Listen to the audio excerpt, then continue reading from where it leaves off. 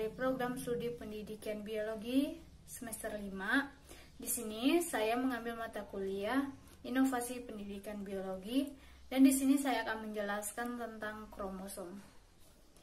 Nah, teman-teman semuanya, yang pertama saya akan membahas yaitu tentang materi genetik yang akan kita pelajari. Yang pertama ada kromosom, gen, alel, DNA, RNA, itu semua ada materi genetik yang ada di dalam tubuh kita.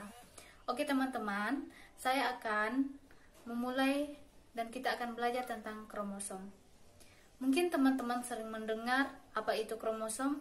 Jadi yang dimaksud dengan kromosom adalah benda-benda halus terbentuk dengan kromosom seperti benang tipis yang ada di dalam setiap tubuh kita yang mempunyai inti sel. Dan ingat, ada beberapa sel di tubuh yang tidak mempunyai inti sel, tetapi jika kita berbicara tentang kromosom, kromosom ada dalam inti sel dan bentuknya benang-benang tipis. Jadi bagaimana bentuk dari sel tersebut? Yaitu baik, berikut adalah bagian-bagian kromosom utamanya. Seperti pada gambar berikut. Berikutnya kita akan membahas bagian-bagian dari kromosom. Berikut gambarnya, yaitu terdapat lengan kromosom, sentromer, dan memiliki pita panjang yang disebut dengan krononema, yaitu berbentuk kumparan. Dan jika bagian dari krononema yang menebal ini disebut dengan kromomer. Di dalam kromomer ini ada bagian-bagian yang disebut dengan lokus.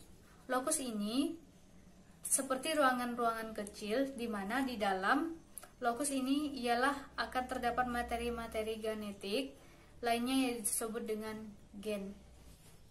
Baik, yang ketiga saya akan membahas tentang komponen-komponen kromosom, yaitu yang pertama yaitu DNA, yang kedua protein yang disebut dengan protein histon. Dan kita akan mengetahui itu apa fungsi dari kromosom.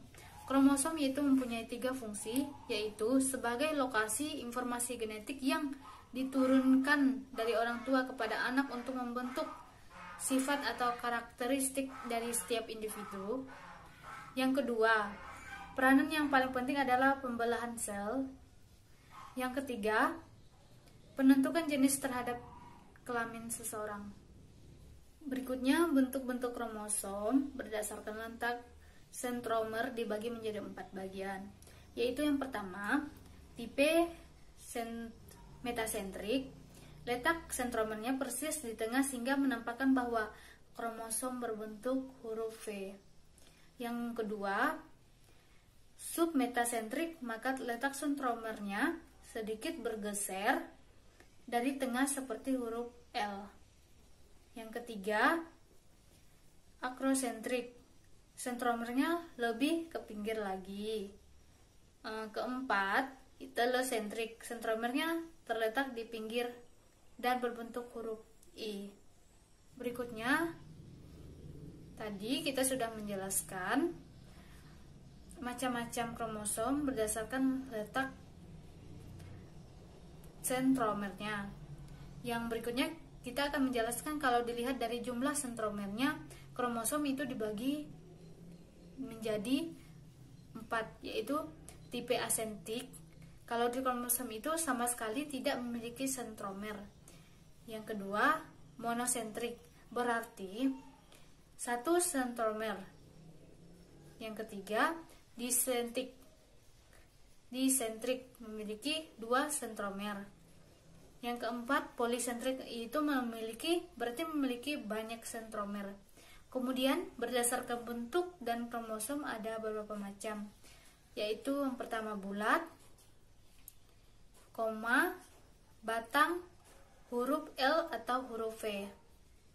Kalau berdasarkan fungsi, maka kromosom dibagi menjadi 2, yaitu kromosom tubuh autosom dan kromosom kelamin yaitu gonosom.